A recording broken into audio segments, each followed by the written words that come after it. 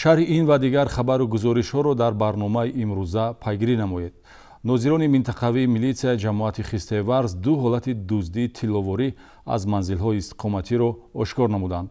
зарари расонидаи гумонбарон ба шаҳрвандон наздик 25 000 сомониро ташкил медиҳад. милитсияи ҷамоати деҳоти Хистеварз парда аз рӯи дуздие бардошт, ки аз таъсири он ҷабрдидаҳо дар симои ҳар нафар тасарруфкунандаи моликияти худро медиданд. санаи 5 январ шахсони номаълум вориди манзили истиқомати воқеъ дар ҷамоати деҳоти Хистеварз кӯчаи Ҷалил Саримсохов гашта ороишоти занунаи тилловории соҳибхона Наргиза Ҳодибоеваро тасарруф менамоянд.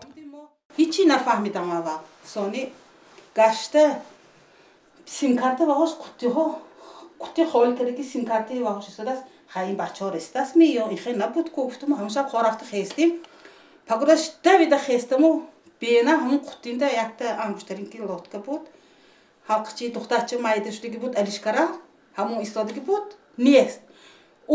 гуфтам давида онда инҷанги бена инҷаям нест. ғайри соати тилло ин простой гуфтана гирифтааст аз ёқа дига ҳама тиша гифта рафтааст. баъди ба қайдгирии ҷинояти мазкур нозирони минтақавии милитсияи ҳамин минтақа бо гузашти як моҳ гиреҳи ҷиноятро кушода бо муайян кардани шахсияти гумонбаршуда Разоқов Алишер Анварҷонович соли таваллудаш 1997 зода ва истиқоматкунандаи ҷамоати деҳоти Хистеварз дар баробари таъмини адолати ҳуқуқӣ нагузоштанд ки аз беҷазоӣ гумонбар шуда ҳаракатҳои ҷиноятиашро идома дода боз ба дигарон зарар расонад. همینجا коробка وایسادیم. коробка کشیدم دونشان تیلاوری بود. دیت انگشترینگو حلقه چی و زنجیر کردم.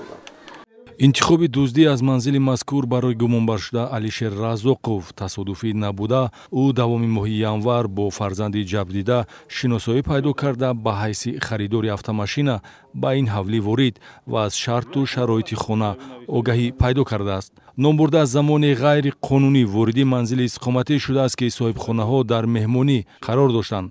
дар пайи ҷустуҷӯ аз дохили яке аз ҷевонҳо якчанд адад ороишоти тиллоӣ ба мисли гӯшвору ангуштарӣ ва дастбандро ба яғмо бурдааст, ки тафтишоти пешакӣ зарари тасарруфкориро 20 000 сомонӣ арзиш медиҳад. дар ҳолати дигар дар пайи муроҷиати ҷабрида Зарангез Зоҳирова сокини кӯчаи Маюсуф саркори ҷамоати деҳоти Хистеварз ба мақомоти милитсия дар хусуси санаи 17 феврал аз ҷониби шахсони номаълум тасарруф шудани як ҷуфт гӯшвор ва як адад ангуштарӣ бо арзиши умумии 2500 сомонӣ нозирони минтақавии милитсия бо изи гарм муайян намуданд, ки дар содир намудани ҷинояти мазкур бародари шавҳараш Фирдавс Домуллоев соли таваллудаш 1997 даст дорад. аз рӯи ҳарду ҳолати дуздӣ нисбати гумонбаршудаҳо парвандаи ҷиноятӣ оғоз карда шудааст.